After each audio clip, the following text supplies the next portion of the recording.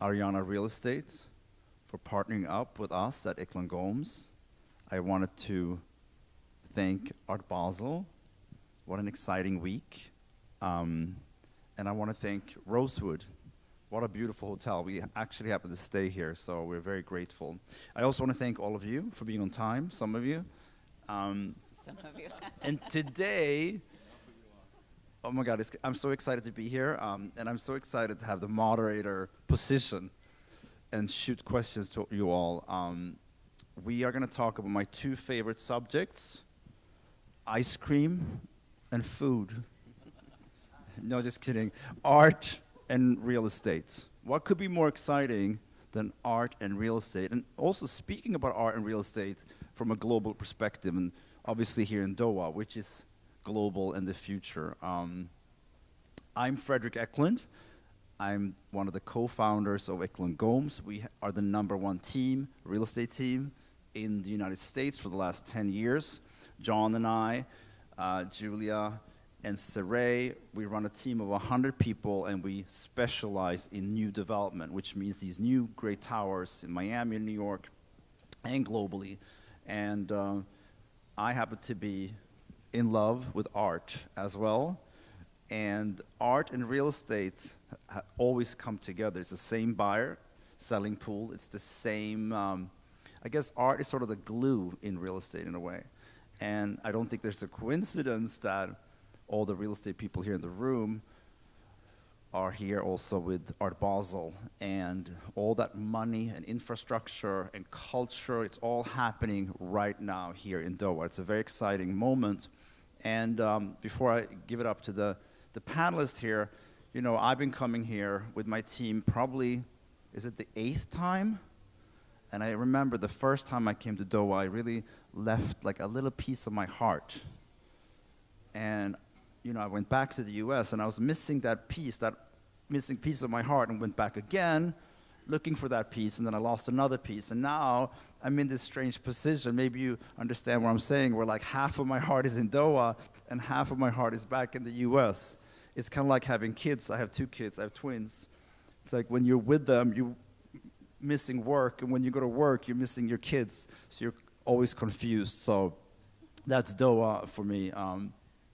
But let me introduce the panelists quickly, and then I want you to, of course, introduce yourself. But starting all the way to the left, Stephanie is a close friend of ours and one of the founders of Art Basel Miami, and knows everything about art. If you need a good art advisor, there's no one better than Stephanie. Give her an applaud. And by the way, guys, I want this to flow, and you can ask questions and make jokes. I don't want this to be too formal. Julia is my CEO, and she sort of runs day-to-day at Eklund Gomes. And I call her my superwoman and a genius. She's just incredible. No So pressure there. I'm excited for you to get to know her. She's a wealth of... And Hamad is...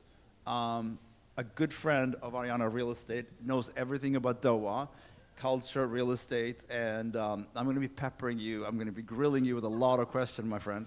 Yeah, I'm sitting in the middle, so no pressure here. Yeah, you're in the hot seat. Very strategically done.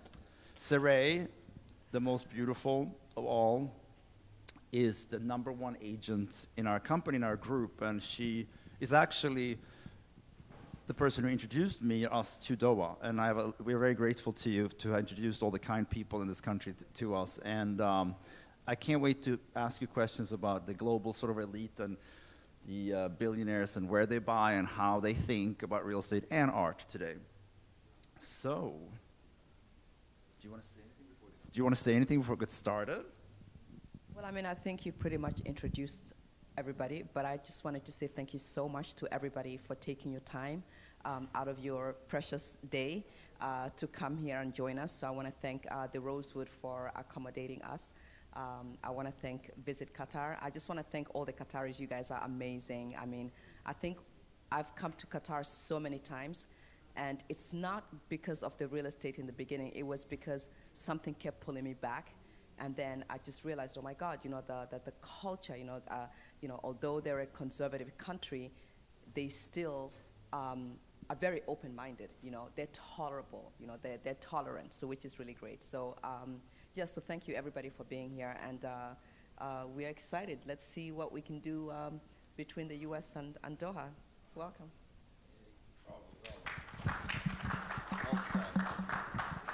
Okay, I'm going to start with Julia Spillman in that beautiful yellow outfit.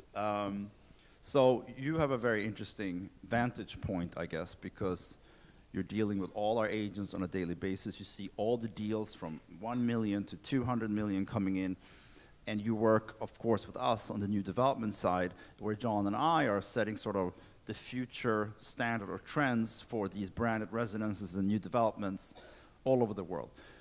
So talk a little bit about your role and that, maybe art too, but architecture and investment and design trends, and where are these very wealthy people looking? Are there any patterns or trends that you see, especially now coming here so many times and seeing how Doha is changing, and Doha maybe compared to London, Miami, New York, etc.? Thank you, and of course, thank you everybody for spending the morning with us. And I think one of the most exciting things about being here over, I can't imagine your guys' viewpoint, because over the last few years that we've had the pleasure of attending so many events here, we've really seen Doha grow. And I think when we first started coming to here, the question, of course, as we're going into different markets, people are super interested in what we're seeing, but one of the big questions that they were asking is, first and foremost, where is Doha? Why Doha? What's in Doha? And I think the most amazing change that we've seen very recently, and we were very fortunate, to come back a couple of months ago. We were here for F1, and now the reaction is, wow, Doha. And I think that, it's such a compelling destination. And when we first started coming over here, we, of course, were coming to bring business to the U.S. Obviously, as all of us, talk a lot about Miami and New York and the exciting thing that's going on here. So we were coming over here, conducting business and bringing it back to the States. But now what's so exciting is now we're coming here because all of our Americans are starting to, again, ask the question of why Doha, what Doha, and most importantly, wow. So I think, it's such an exciting city that people are very, very curious about. So we've got lots of questions, about what's going on here, and most importantly, we've got a lot of great answers about what's going on here. Thank you. Hamad, Qatar's vision is very long, we all know, which is a good thing. I mean, not to compare it against, let's say, a Dubai or other cities, but what I always appreciated with Qatar, it's there's the vision of the 2030, which is, by the way, in only 3-4 years. It's happening very quickly. But can you frame out for us sort of the strategic real estate execution, if you will, and Ariana's, of course, role in that, and how you see Doha as its rise into a global sort of capital? That's a good start, isn't it? First of all, thank you. It's great to be here, and watching my country grow has been amazing. We've seen it go from, we're still kind of the best kept secret, so don't give away too much over there, But honestly, it's become to a point where a city, the vision is only realized when people feel like they can belong, and investors feel like there's confidence in this market. And with offerings like with what Ariane is doing and the framing of where we're going in the next 10 years, I think it's appealing. It's confident for investors to come in. It's a steady growth. It's not a bubble. It's not something that people can say, oh, there's elements here that we still are uncertain about. I think it's proven that it's a place where people come, realize that they can see themselves living here and belong. And the infrastructure in place is making this city a place where people can really, like yourselves, when you come back and you keep seeing more and more developments and more kind of social acceptance for everyone to be in Qatar. It makes me feel really happy. And if I just look across the room, this kind of percentage-wise kind of reflects exactly how many Qataris versus non-Qataris is in the community, right? There's Amarna Qataris, there's like 5 of us, which is a good per capita of the population. We're about 8% of the population.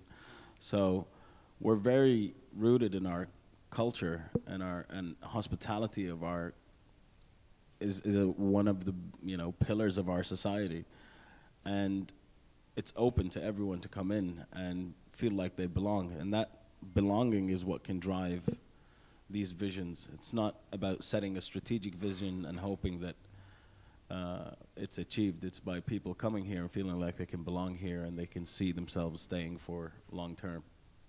I learned last night, I just want to a short follow-up question to you. I mean, true or not, apparently there are 3 million cars, let's say, but the infrastructure of Doha is built for 6 million cars, or 6 million people at least. So I guess the question is, where do you see Doha in the future, and the growth, too rapid, too slow? How do you feel having seen your country and the city change so much over the last, I mean, just in the 3 years that I started coming here, it's a big change, in a good way. Yeah. I don't like traffic, you know. I mean, right now we don't have it. So welcome to Miami. When you guys come from New York and all these places, I'm like, okay. Part of me is like, okay, please come, but use the metro. You know what I mean? I still want to drive my car really fast. You know?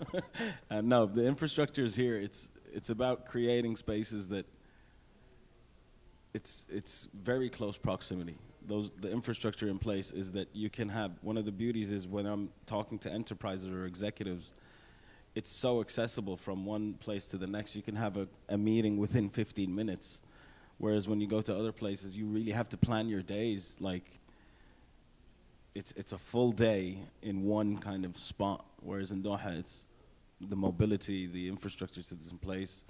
You have pocketed communities where big companies and clients and people and social kind of gatherings are very accessible everywhere. So it's about activating those spaces and people feeling like they belong. That's what brings that spirit up, and people can feel like this is the place where they can start and grow and scale. And we're in a position right now where Qatar is not just the place, but it's also where it connects you to regionally. You know, it's a very good space from a regulated perspective to set up your companies, but it also gets you to other markets in the region. Thank you. Stephanie, let's talk art for a second. You know, art is not only a cultural expression, but it's also, of course, the investment behind it. And we've seen it time and time again. The art crowd and the real estate crowd they're the same. So it'd be interesting to go back a little bit in time, without dating ourselves. You know, what happened to Miami in the 90s, and when you guys decided to open Art Basel Miami, which now is, of course, the largest and arguably most successful and well-known, even than the original in Switzerland, Basel. What happened to the city, and what change came with that art crowd, and was it the success, was it unexpected? And by the way, congratulations, we went to the fair with you a couple of days ago, and what a big success. And I heard 35,000 people have flown into Qatar. I mean, it's also for the Web Expo, but obviously the art crowd. So all eyes on Doha. Thank you, Frederick, and my fellow panelists, and thank you all for being here. So this is exciting for me. This is my first time to Doha. I've been with Art Basel for 27 years. I helped to start the Miami show, which, a little to answer your question, Frederick, in our wildest dreams, I don't think we could have imagined not only what the show has become, but what it's done to make Miami a really global city. And so at the time, Art Basel, Switzerland was only 20 some odd years old, and many of the collectors and the galleries were saying, well, why don't you have another fair in another location, which was very novel at the time. And they said, that's a great idea. Let's look at the American market, of course, because the American buyers are really the most the biggest buyers in the world. And where should that be? And there was some research done, and we had many Miami collectors coming to Art Basel, Switzerland, and saying to the organizers, you come to Miami, we're going to make sure that you're successful. And that was certainly one factor. The other factor was Art Basel show in Switzerland is in June. 6 months out would make a lot of sense. So you have a show on 6 months away from each other. Who doesn't want to be in Miami in December? We have a convention center. All of these things aligned. And then our shows are a reflection of the location. So the Miami show is a nexus of North and South America, as well as the international art galleries. And the success helped to generate museums that are there now that were not there in the 90s. More private collectors, collection spaces, galleries have opened up spaces there. So it's really generated a community. Artists come, and so Miami was the second show outside of Basel. Then we started a show in Hong Kong in 2011 or 13, something like that. We have our Paris show, which we just celebrated the 4th edition of this past October, and now we have Qatar. So it's very exciting to be here. I can see that it's the beginning of something that could be a Miami version of its own in a place where you have amazing museums. I went to the Islamic Art Museum, that's the IMP, fabulous building, the Qatar Museum of Art, which is the Jean Nouvel. I went to Education City and saw the Rem Koolhaas Library. So what you're doing here is just astounding, and I know that there's more in the pipeline. But Art Basel has brought a whole nother community. My friend Monica's here from Miami, who would not have necessarily come, probably not have come, if not for the Art Basel Primatur and working with the government and welcoming all the people that are here and bringing art at the very highest level of art from the area as well as international art. So I don't want to go on and on, but hopefully answering some, if not all of your questions. No, Yeah. there's more questions coming for you soon. So let's switch to Saray. From your sort of global, super wealthy client interactions, how do you see, just tell me how once again, your love for Doha and the connection to art. I mean, John and I, as a side note, we did a building, which year was that, in NoHo in New York? 2012, 13? Yeah, and we had this concept, which seems so basic sitting here on stage with all these talented people. We had this concept, is it art or is it real estate? And at the time, instead of building out a sales gallery with a kitchen and a bathroom, we rented this gallery right there by the building, and it was empty. We were trying to be clever to save some money for our developers, so we put these easels up with the renderings like in a gallery, like hanging the renderings like art. And it was so successful, not only did we set all sorts of historic records for that building, 36 Bleecker, the Schumacher, it's an old historic building that we converted to how many units? 24. Record-breaking in the penthouse, $50 million or something at the time. The point is, the New York Times loved this story and put it on the cover of the real estate section. Is it art or is it real estate? Question mark. This was in 2012. But so I want to go back to you. Sorry, Sarah. How do you see this particular topic and Doha with your wealthy clients? And you work so intimately with them, and you're so loyal to them, and you become friends with them. So you have a little bit of a different angle to all of this. Yeah, I mean, I think it's no longer art on the walls. I think it's art in the city. And I think that today's wealthy clients are choosing global capitals, for their cultural ecosystem, and design and architecture, connectivity, and I think most importantly, they're not just looking for return on the investment. They're looking more for legacy. You know, that's what I've realized. It's like, what is the legacy going to be? Not just what return am I getting. So today's high net worth buyers are very focused on, you know, the cultural ecosystem, the architecture, the connectivity, the lifestyle, but most importantly, the legacy of it all. And I also feel, we talk a lot about this internally, the big buyers are the big buyers in art, but also big buyers in real estate, and they collect residences like art. I mean, why not? It's a great investment. You can enjoy it and look at it, but you don't have to use it. And they travel around, and they pick sort of the best of the best in each city. Sorry. And then it affords you more walls to hang your art. That's right. I personally ran out of, as you know, I ran out of walls. I want to go back to Saray because I don't know if you follow her on Instagram. If you don't, you should, because you've been very successful in branding yourself. And when it comes to the real estate world, I was on a reality television show for 11 years, and at the time when I signed on to do that show, first of all, we didn't know that it was going to be so big and in 141 countries and Emmy nominated, but everybody advised me, don't do it. My parents, even the real estate people that I work with, don't do it, Frederick, because real estate people, especially the really wealthy ones, they don't want to have a tall Swedish guy with long legs running around and kicking in the air, and it's just not real estate. Yeah. Woo.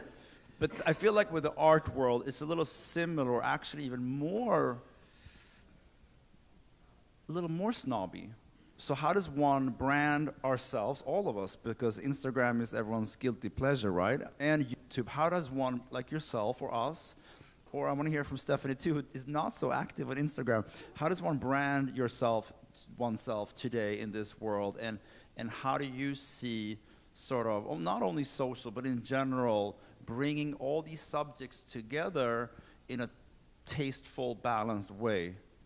I think I've learned with anything in life, don't try to be like anybody else. When you're your true, authentic self, it comes across very naturally. When you're passionate about something, it comes across naturally. And just don't fake it, you know? Be yourself, and everything else will follow. Be your authentic self, whatever that is. Follow that, work on that, and just keep being you. And everybody else will love you for you. So don't try to be like everybody else. There's a lot of noise around.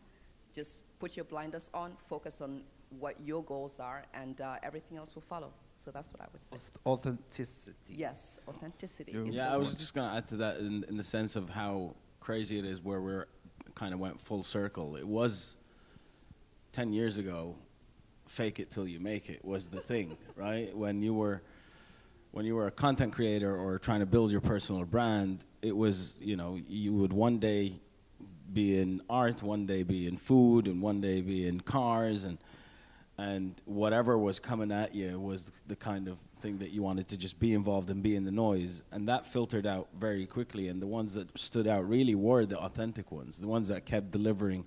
It's a hard track to be on, because it's easy to get sucked into, you know, what everyone else is doing and how that can generate some kind of money for you. And I think that can apply to the city as well, where we're in now, is that we're not reinventing ourselves. Qatar has been, you know, the vision has been set. We're not trying to change it from, you know, what's happening next door, what's happening down south. It's we know where we're going, and this is, for me, it gives me more things to talk about as a comedian, to be honest, you know? Like, I look at things from my perspective and try and make jokes, and the fact that there's international people coming from all over, different cultures, different backgrounds, and they have to work together. And I find that absolutely hilarious, you know? But the city in itself is allowing that space, and it's not trying to reinvent itself. And the buildings and the monuments that you'll see are then the responsibility for the developers is to build an ecosystem that is for them to belong. And I think that's what Ariane's doing, honestly, with their projects, and hopefully more people will come here and I can tell more jokes about them.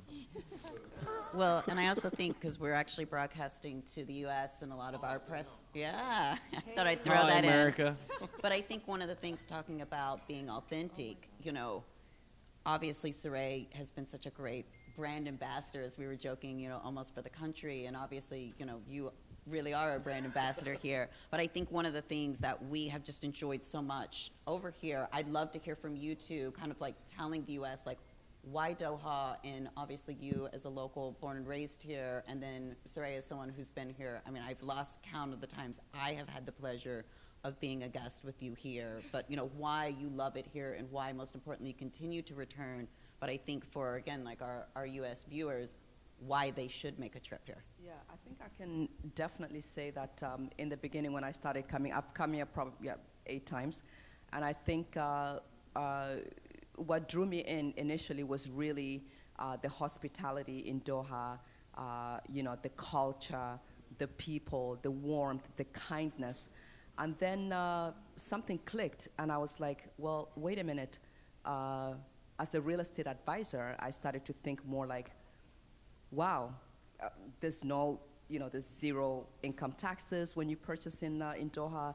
There's 0 property taxes, free education, world-class medical. I mean, no capital gains. I'm like, whoa, you know, this is 10 year. They changed it, yeah, 5 to 10 and I'm year like, visa. this is incredible. This is something that I can, you know, we can definitely talk about in the U.S. and see how we can bridge that gap, you know, for people who don't even know Doha. Like, everybody's been buying in Dubai, Dubai, Dubai.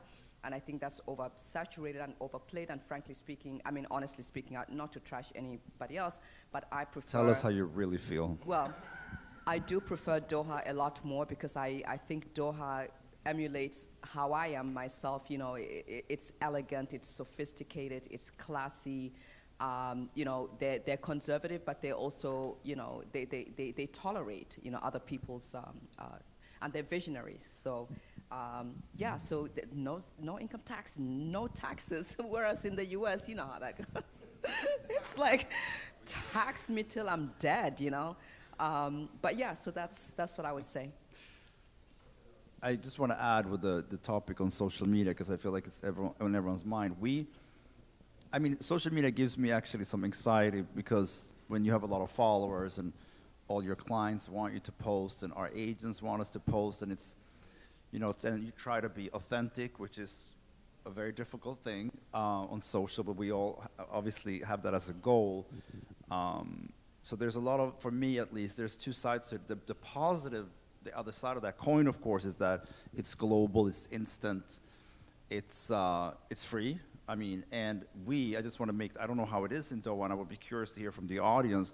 We probably sell, I mean, it's very hard to measure, but I would say like 1/3 of everything we sell, I mean, you know the data better than anybody, Julia, but is from social media in one way or another. And for recruiting, it is an incredible tool. So unfortunately, maybe it's something that we have to really try to understand. It's such a fast-changing landscape. Like, I can't keep up with it either, and I'm on the damn app all day long. And for real estate, I think it's been really good. I guess is my point. It's a very positive thing, Well, although it includes a lot of work.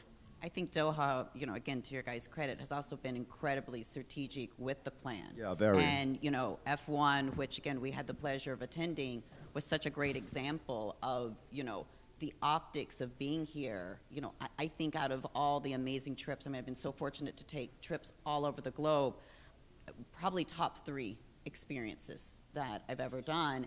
And coming back from that, and we landed, and we have in the audience with us one of the top plastic surgeons out of Miami that we drug over for us for F1, and we landed in Art Basel.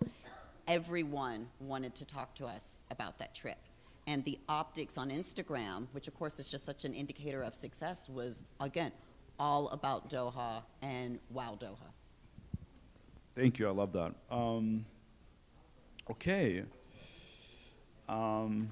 Maybe I do want to be a little serious too and talk about the business side of Doha and sort of the institutional investments and the driving forces behind that, sustainability, et cetera. Hamad, maybe you can where do you rank? I mean, and try not to be biased. Where do you rank Doha compared in the region, of course, but globally? And once again, like maybe also be honest. What are your concerns, or what are the restrictions, or rather bottlenecks for serious growth here and for property values? Although I learned on this trip that the rental yields here are extra. I mean, they're 9, 10, 11%. We can guarantee that actually, and that's very unusual when you buy, of course, because of taxes and other. But here, you know, you have an incredible investment buyer pool.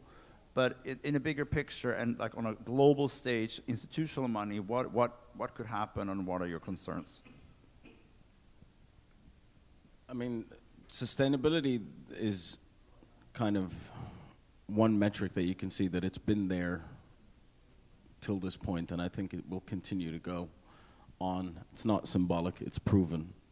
And I mean, Qatar has a unique kind of setup. You can set up with 5 different regulators. You know, you can set up a business whether it's in a free zone or with mainland 100% foreign ownership in different industries, whether it's tech, healthcare, entertainment, events. There's so many ways that you can set up an entity in Qatar. So the legal framework and the way that you can set up and going to market is, you know, looking where we are today from when I started my entrepreneurial journey in 2012.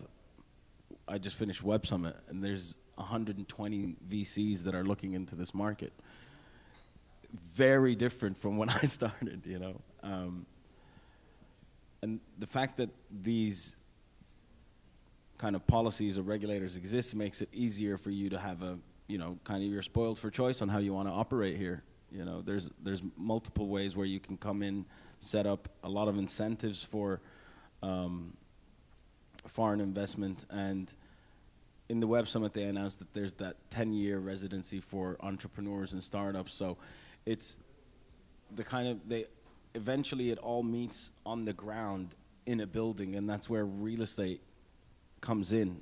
And the fact that you have this sustainable growth of the property value and the yield, it's something, as I keep saying, is like the best kept secret in the region. But it is something for me to be, you know, to be able to watch it grow and see how sustainable it is. It is something that is attractive.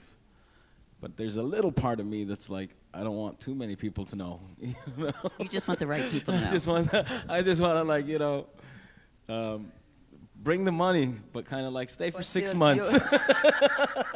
Stay for 6 months, but it is a little nationalist much? No, I'm just saying. We're all welcome. Everyone's welcome, but it's, you know, no, Welcome, I but joke. You're not. No, I joke. It is open, it's exciting, and the fact that there's been a social kind of dynamic change for us in our national identity, which is the way we are. The word conservative is thrown around, but our life and the way we kind of practice as locals, you have the Majlis. The Majlis is the place for all of us to hang out, and that became, you know, coffee culture has become something where, you know, 10, 15 years ago, it wasn't something that we did. So the fact that they were building these mixed spaces and they're activated and there's a buzz for 6 to 7 months of the year, you're always out.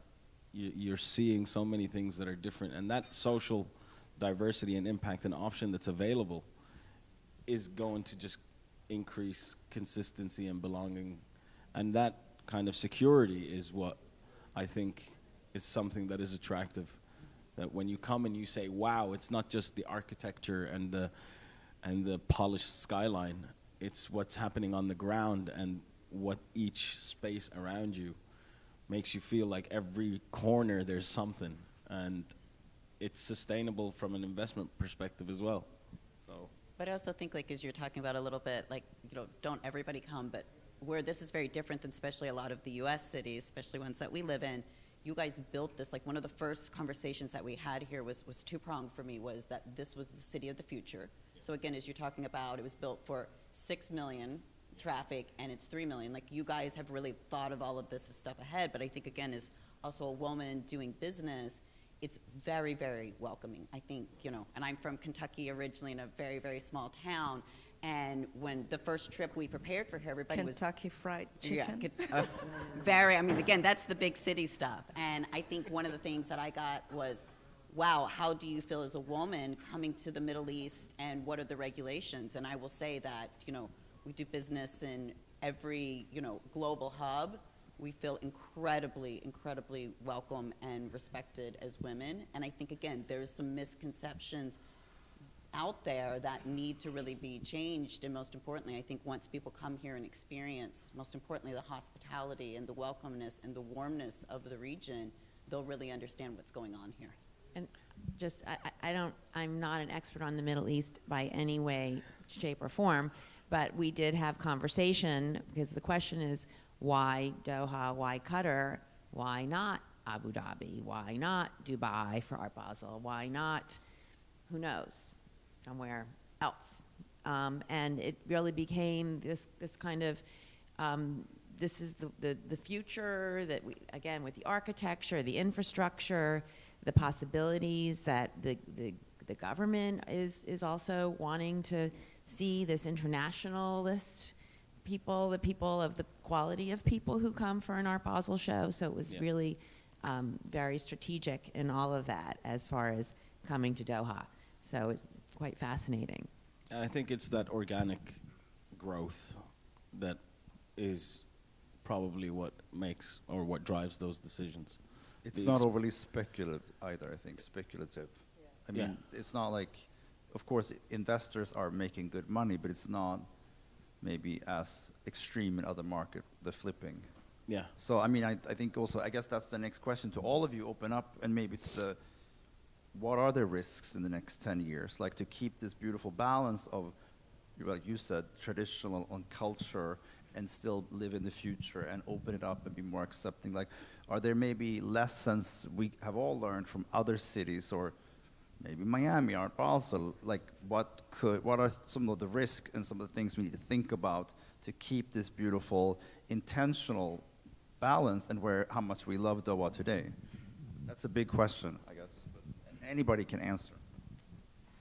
I mean, for me, I look at it from a social, organic kind of growth.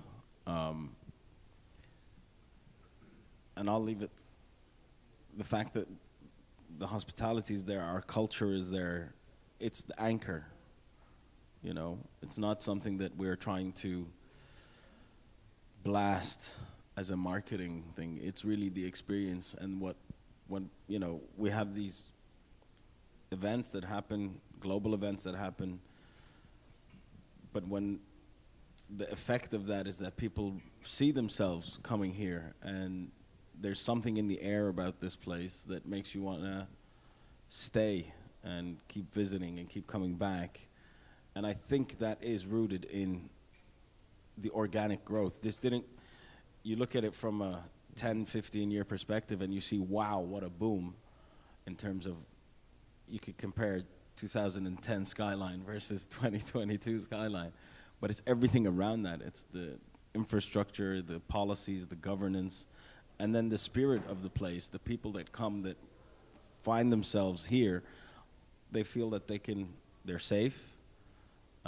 There's places where they can find themselves, where they can express themselves, whether it's through business or art or partnerships or, you know, raising their kids here.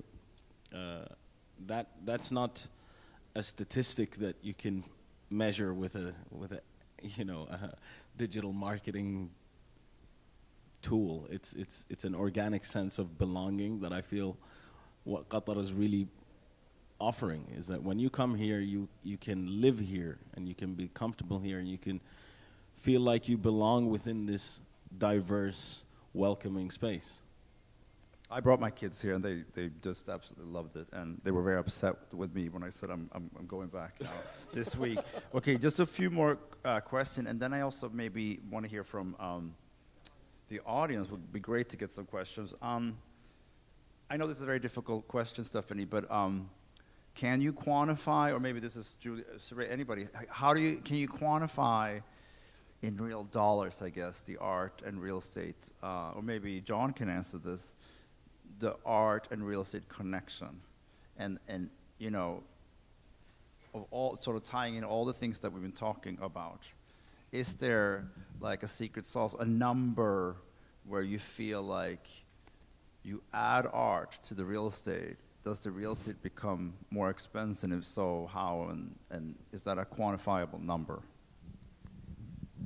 There have been economic studies done for Miami. I don't want to say a number because I'm not sure what that number is, but there's definitely the connection between people coming to buy art, people coming to stay in hotels, people going to restaurants, being exposed to a city, wanting to have roots there. We talked about this last night. And I don't believe I'm just saying this because I work for Art Basel, but I really don't believe that Miami would be where we are, which is probably the global capital of the United States with real estate and interest of people moving there, if not for what Art Basel brought to our community, to the international scope of our community. And so it all rises together and with the real estate, and makes it for a place that people want to not only visit, but to reside in. And so it's super exciting for me to be here at the inauguration of the Cutter Show and feel that I'm kind of going back in time and reliving this excitement of discovering what we can do to a city in all those aspects. We are doing a very large building, very confidential, in New York right now, that we are working with a developer, and we're really trying to, it's like a $1.5 billion sellout maybe. We're trying to integrate art. And there was this concept of art interiors that we thought was really brilliant. Instead of interiors, it's art interiors. Like you look at the interior, it's not even interiors anymore. It's not a kitchen, it's all art. Like if you can like start looking at it like that, and how to have an art program and have the library and the sort of art show built into the amenities. Like that's how far this is going now in New York. Okay, dear audience, you've been sitting here for almost an hour being so patient, and you have listened to us, and you have all of these questions. You are frustrated with some of our answers. You want to go deeper. Now is your time to get your questions out to these very talented panelists and moderator.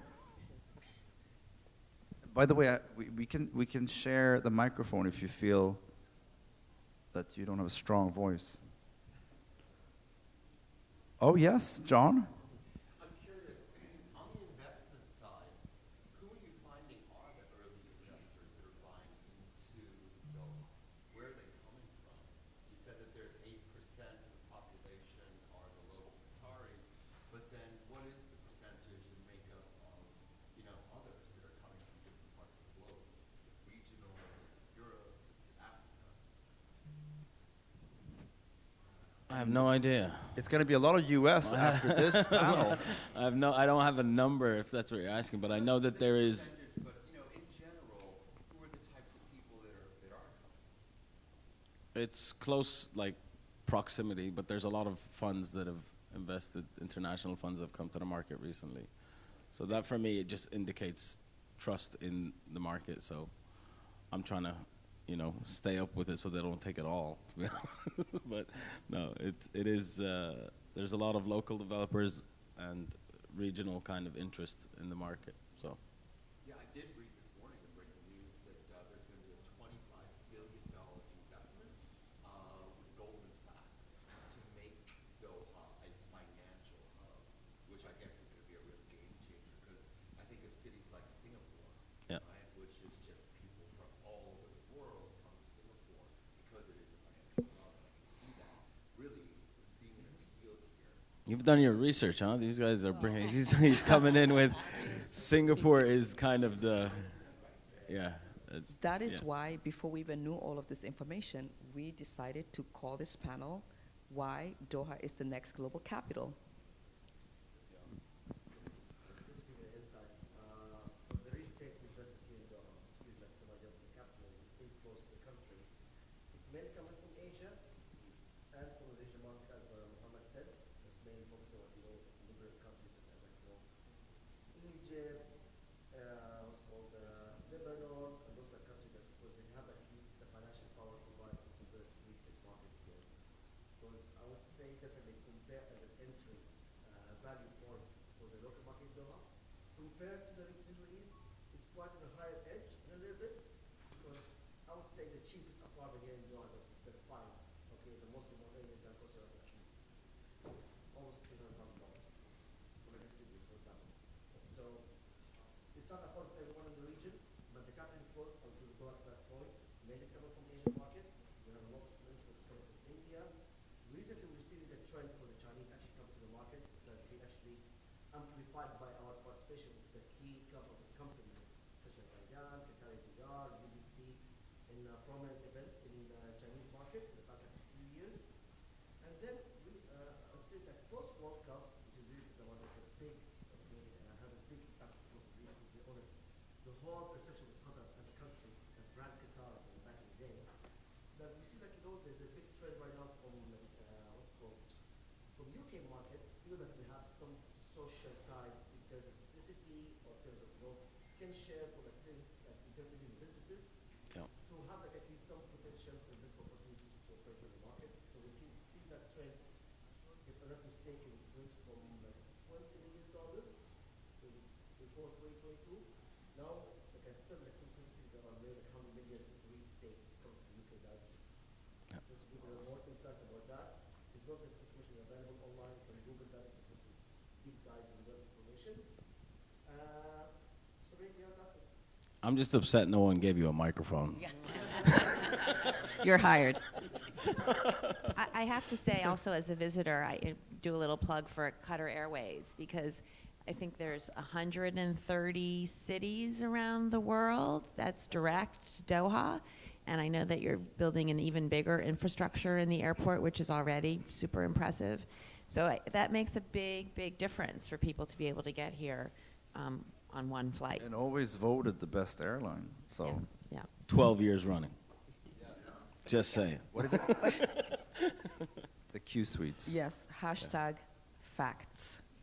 Hashtag visit Qatar. Hashtag me. Any questions? Yes. I would have a question. So you've been talking a lot about, I like the word arterial.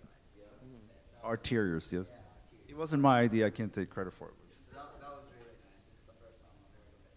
So would you say that you've been in Qatar for quite some time? I believe it's series, second time as well, so I guess. Eighth time. Darling, try 8 times. Second time with me, I'm sorry about that. So I would say, have you actually sensed that here, let's say in general, whether if you're staying in Rosewood, going around the city, because I wouldn't just say interiors of the building or the projects, I would more say of the organization of the city, the construction of the city, and I would say actually about the project itself. So have you actually sensed it here, and how is it different than, for example, US or any other parts of the world that you have visited? No, we do feel it. I think we all feel it. I mean, we talked about it last night. Like, I've never had a bad meal. The food is incredible. There's always new restaurants. We always keep going back to Gaia because we love the frozen yogurt. We actually It's go the there and frozen have yogurt. we have the frozen yogurt as a main course. We go there to have dinner. Just we Ice have cream, to eat. ice cream. There you go, Frederick. That's what you said you Oh were my going to talk God. about. And I'm lactose intolerant, but it's the only thing I will have that doesn't bother me. Can you believe it? But the hotels, like, just look at this hotel that just opened or newly opened, and I guess that's what we're asking, the design and how fast it's moving ahead compared to just a few years ago. So I think that the quality is on par or even above some of the other large cities. The museums are incredible. The education is incredible. I don't have to sit in traffic, and with experience in New York and Miami and Los Angeles, that I'm very, very happy about that. And now when we have this big art component, at least once a year, that's going to spread out and probably be permanent here, it checks every box. But I see a big difference. I do, and it's just something it's not tangible. You can't sometimes just put the finger on what it is, but I can feel it, and I feel it like in the confidence too of the people that we're dealing with. And then of course, we've been visiting. We're going back, actually, we're filming with you guys at Ariane Real Estate and looking more on the product side of things.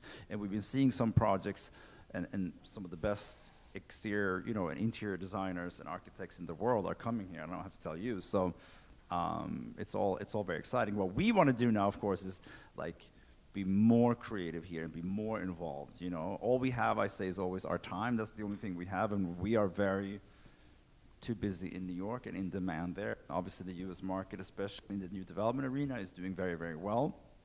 But we really want to put our foot down in Doha and really be sort of, when you think of Doha from an American perspective, we want people to think of us with you guys.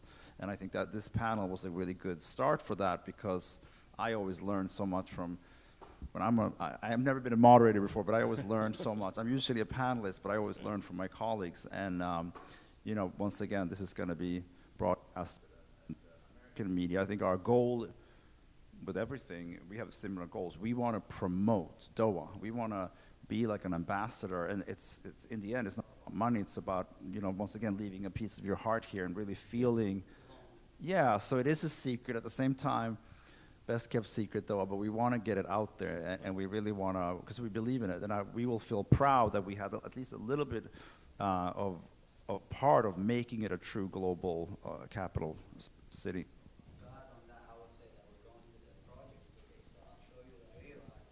I know, I can't. I can't wait. But I think one of the things that our clients, especially our billionaire clients, really, and our investors really count on us for is finding these trends before they become trends. And, you know, again, as I was talking about with the F1 experience, and how everybody was talking about it, everybody was like, oh my gosh, was that your first time? You know, it was multiple times that I've been here before. And I think that everybody, you know, when you go to so many of these cities, it's kind of exactly the same people. And you get, I think everybody's getting a little frustrated of the same. And anytime there's this new opportunity and, you know, exciting culture and events, you know, again, I think it really is all eyes on Doha, and it's really your guys' time to shine, but also to be very strategic what the future of this country ultimately looks like for you guys.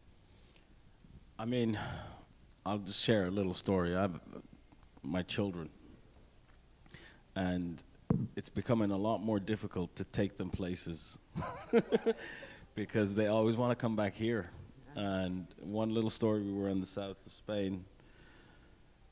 We're staying in a really good hotel. And this is a 7-year-old, by the way. And she's like, is this a 4-star hotel? I'm like, The standards are the too standards high are here. too high for you at 7 years old. Well, Frederick's son's favorite club sandwich is from the Aman. He told me at Cipriani. Wait, what about If he doesn't get a Q suite, he's not getting over. and he's John's son, he has a set of twins, boy and girl, fraternal, and they, I mean, it's incredible. They're like, Dad, but that boat is not even a 5-star boat.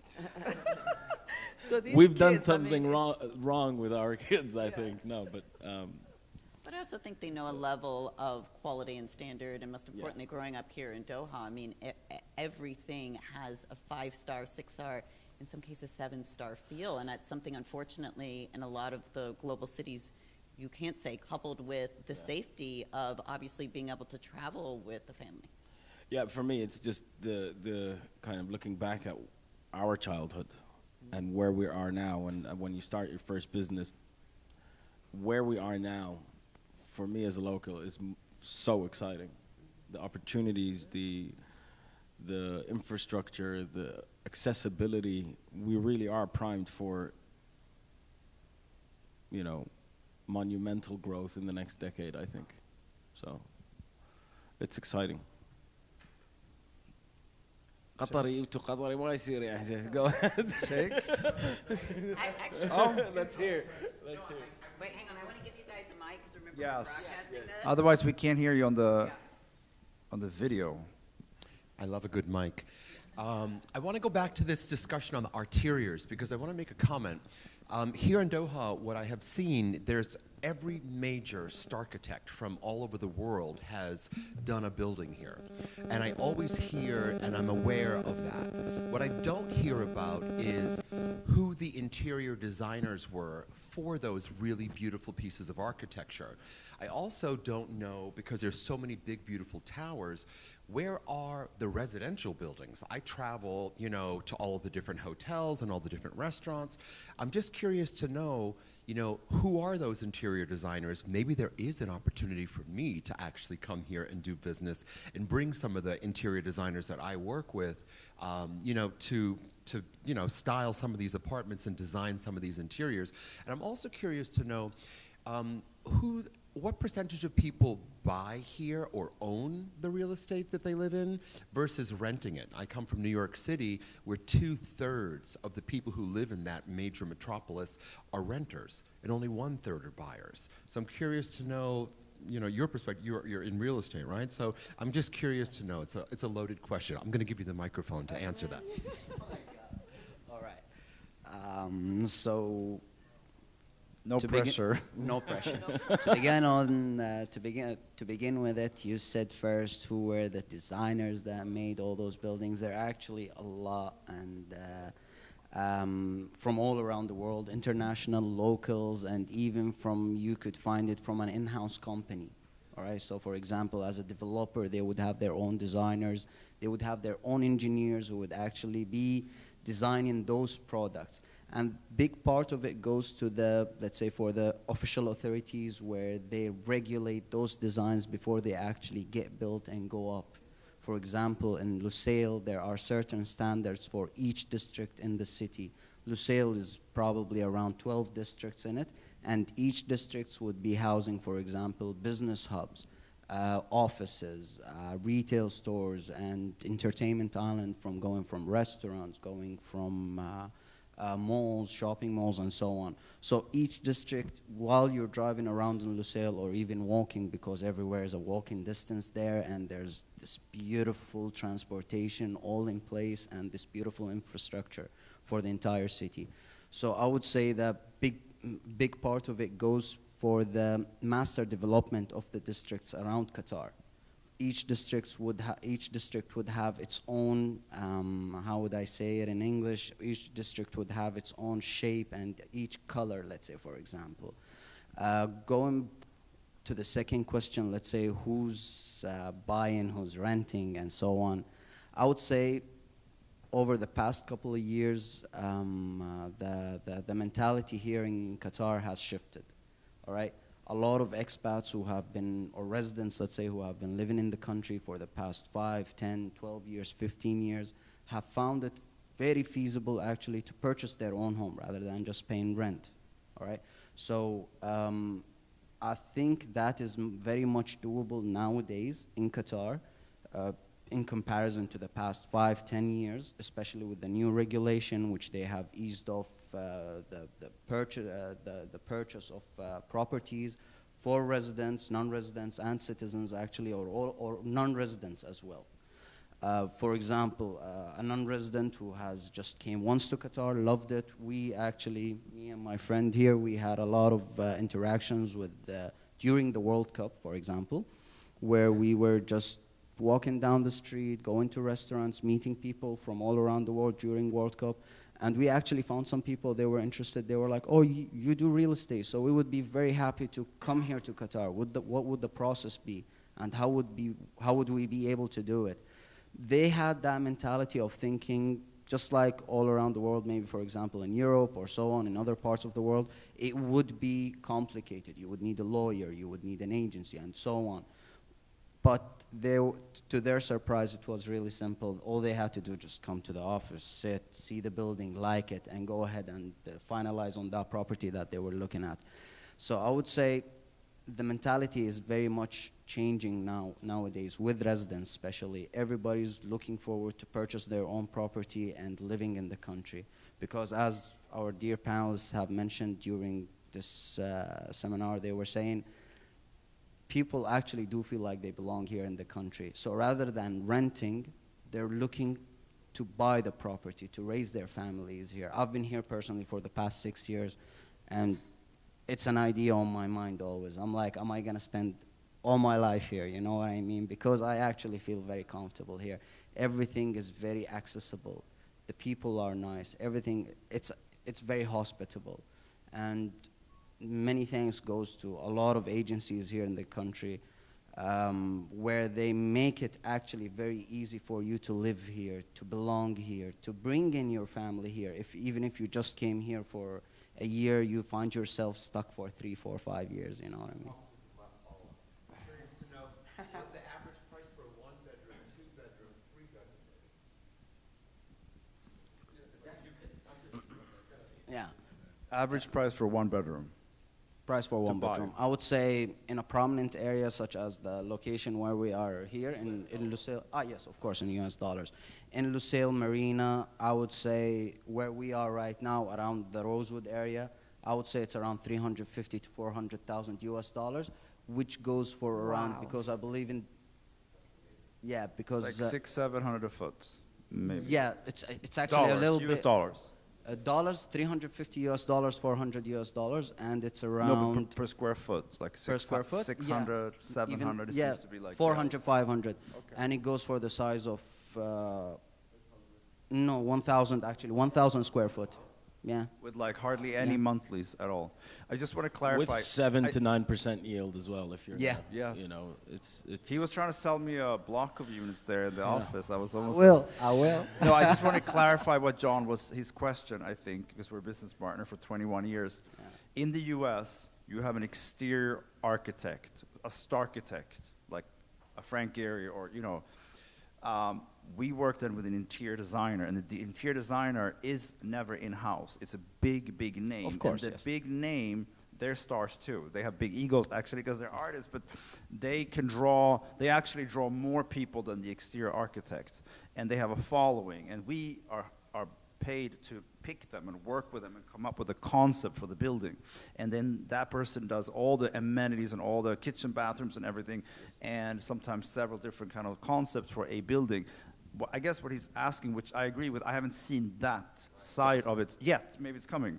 It has started over the past 2 years. Some developers in the market actually have started using some very big name For interior specifically, not exterior. interior. Because this is, I think, the question. Yes. Yeah. Yeah. So I think let me just comment on that. I would say maybe that's why you guys are here, and we'd love to Exactly. use I your was just gonna say experience to that. bring that into You know, Qatar.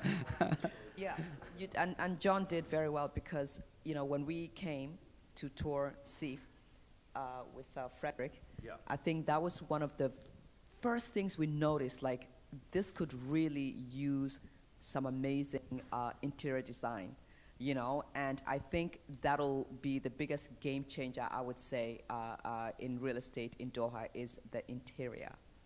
And more walls for Stephanie, guys, because you Yes. put up the art for you. Like, without, Exactly, and we just more gotta walls. feature pieces that you don't could think bring this was here. planned, perhaps?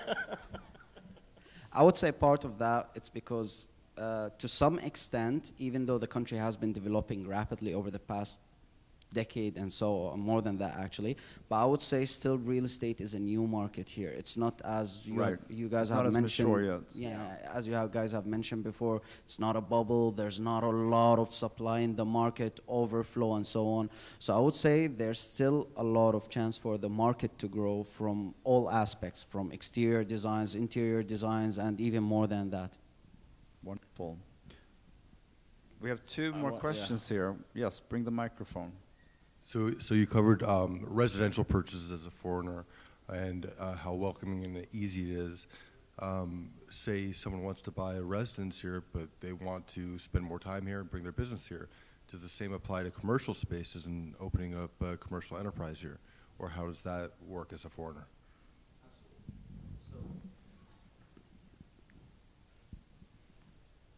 So here in Qatar, the regulations here actually that are implied by the government allows you to actually not just purchase residential units. You can actually purchase commercial units. You can actually purchase offices, administrative office, or even a plot. You can buy a piece of land if you'd like.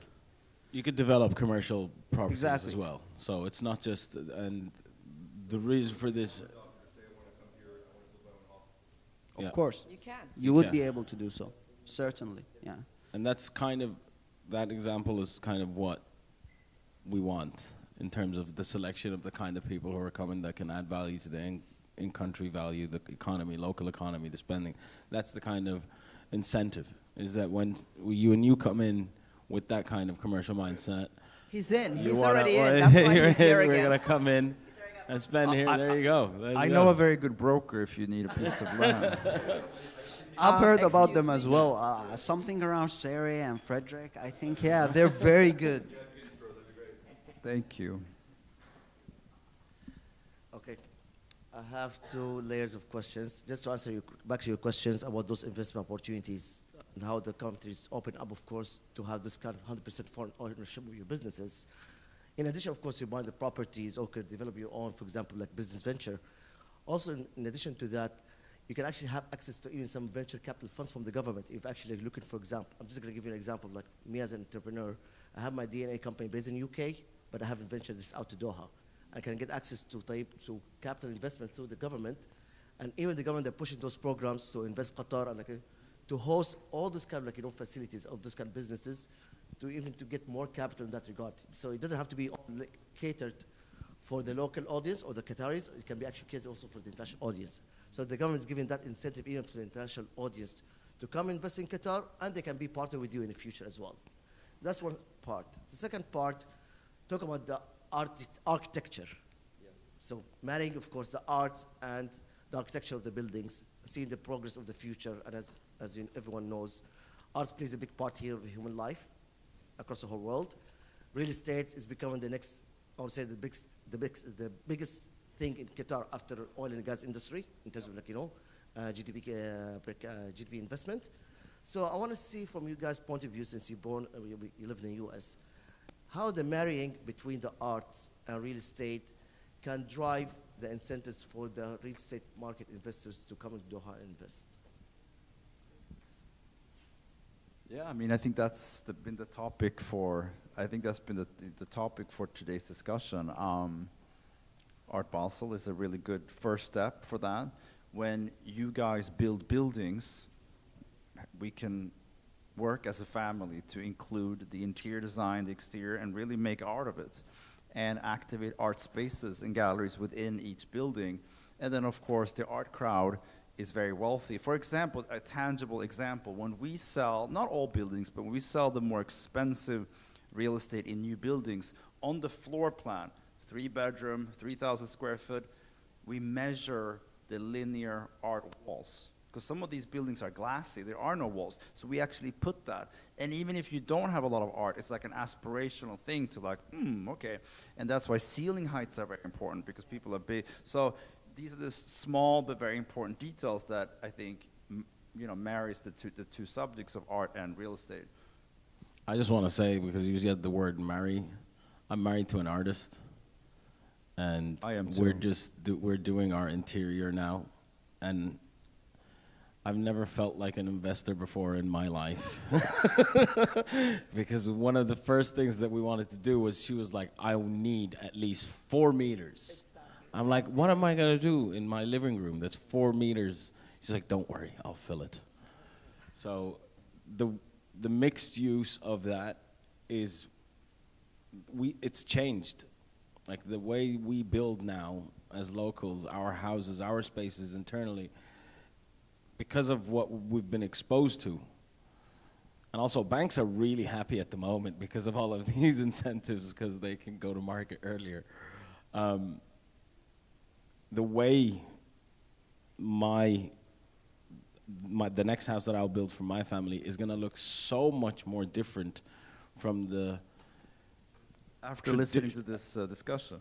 no, but it's already happening. The designs, the options that you're available to you, not just price point, but functionality, way of life, the occupation of space. Like before, if 10 years ago, if you wanted to build a house, what was available in the market, it was, 5 or 6 different ways of what the Qatari house looks like.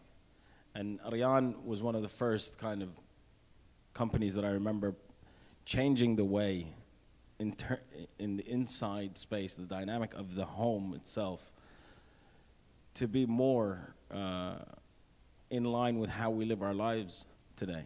You know, the common room or majlis was usually an annex, and now that's kind of being incorporated within the whole space of the house. So design, art, all of it is part of your house now, because you're spending a lot of time, your friends are coming to your house, the way we live our life has kind of changed because of being open, and so that immediately affects the, you know, social engineering, if you want to call it that, and that takes it to your house.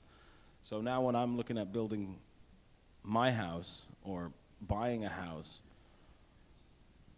for an investment or for my family, the opportunities to build something and the regulations around building it are changing to accommodate for higher spaces, glass, you know, it's art, what did you say? Arteriors, but arteriors. I like what you're saying too, So, yeah, so architecture. It's, you know, it's really cool to look at. I mean, at the end of the day, there was just one model. It was like, okay, here's the floor plan, here's what it is, here's how much it's going to cost, here you go. Whereas now, there's more educated buyers in terms of what they want, and they have that ability to spend. So it's created space for more options of real estate, developing new ideas, new interior designs. The appetite is there. So to you, John. Not only the way it looks, but I think functionality, because you probably wish that we were doing more often, was building the walls to support big art. And lighting, and art lighting. Nobody knows more than you, Frederick, with that massive piece that you have. But in New York, we're looking at interiors from a functional perspective. Exactly. Where we're actually building up the walls with, you know, wood behind the, you know, the walls themselves. So that That's you can important, actually absolutely. fix the big art. And the lighting, as Frederick I was gonna mentioned. suggest I mean, we were actually the first that came up with this wellness concierge for the building. So you obviously have a concierge that can book, you know, restaurants and open the door and the doorman, etc., for a full service building. But then we invented this wellness concierge, so that anybody in the building has a phone number, and there's an a la carte, of course, and this concierge can book you massages, it can book you whatever, like anything in the wellness area outside the building. But maybe the next thing, we're coming up with ideas here together, since it's a powerful room, is an art concierge. And it could be something a la carte, so it doesn't even cost something from the developer. It's just a consultant that will advise the clients, or maybe it's negotiable in the price, you know, so it's a really good deal for everybody, because then not only you get your advice on what kind of art you're going to buy as an investment, but also that this particular person was sort of part of the process in designing the units and the art lighting. And I think that is kind of, he's not listening now, but that's, I think, is the answer to his question. Like, how They're do you talking about money, that's why. elevate? How do you elevate this? Oh, okay. I forgive you. That's $100 million deal happening right here, guys and gentlemen. I forgive you. Khalid, since I'm sorry. No. I think we're a little bit short of time now. So We talked a little bit about commercial, what that looks like for foreign buyers. How about financing for? I just want the U.S. Audience to understand a little bit more about, does Qatar offer financing for international buyers? Yeah, sure, of course. As recently, when the regulation has changed, I would say like around like 3 to 4 banks, leading banks here in Doha, they offer international mortgages to non-resident buyers across the whole world. Simply the regulations or like basically the conditions just they can finance up to 60%, okay, of the property. It can be off plan, it can be completed. The client has just to have to pay 40% down payment, and tenor can go up to 20 years of financing directly to you from the bank. amazing. That's why I said the banks are so happy. The rate 0% interest. Yes, okay. That's on capital gain. Negative 1 point. So basically the rates, okay, so basically just give you the insights. So for our local market here, the rates between usually 5 to 6%, okay, for the past 20 years. Nothing has changed much about it. For the international buyer, I think it goes up to 6.5, something like that. Depends, of course, because those rates at the end of the day, surprisingly, they are pegged to the dollars because of the central bank regulations, say in the US. But of course, we have like some sort of liability rates here that are actually still much less than what's called the central bank rates in the US. So those rates usually they change on annual basis, but usually the percentage of change is very, very minor. Okay. So people don't get shocked on that. So 60% financing, Yes, up to 60%. up to, Yes. depending on. If it's a finished property, it's up to 60%. If it's something under construction, as an off plan, it's up to 50%. Makes sense. Guys, I want to thank our dear panelists, Stephanie, Julia, Hamad, and Saray. Thank you for being on the stage. I want to thank all of you. I want to thank Ariana Real Estate, of course, and Rosewood. Should we do one last question? Yeah, like what- Closing words? I don't know. Exactly, closing. Okay, what does okay. Doha mean to all of us, right? In one word. Wait, what is Doha in one word? Yeah, like You're becoming Swedish. I love this. This This is is very to go good. around. Efficient sales. Okay, I start. Doha for me, one word. Future. You took my Future. word away, Frederick. Huh? Took our words away. Oh, that I took your Well, now you word? have to come up with something else, darling. Future. Well, you can say art. That's true. I think one word for me, when Doha comes to mind, it's legacy. Future legacy. Can I be the last guy because I'm the Okay, local? Julia. Elegance. Okay, future legacy elegance. Art aspirational. 2 words? Okay, art. Aspiration. Welcoming. Oh, beautiful. Bravo. Thank you, everybody. Thank you so much for coming. This was fun. Did you guys have fun? Yeah. Only one?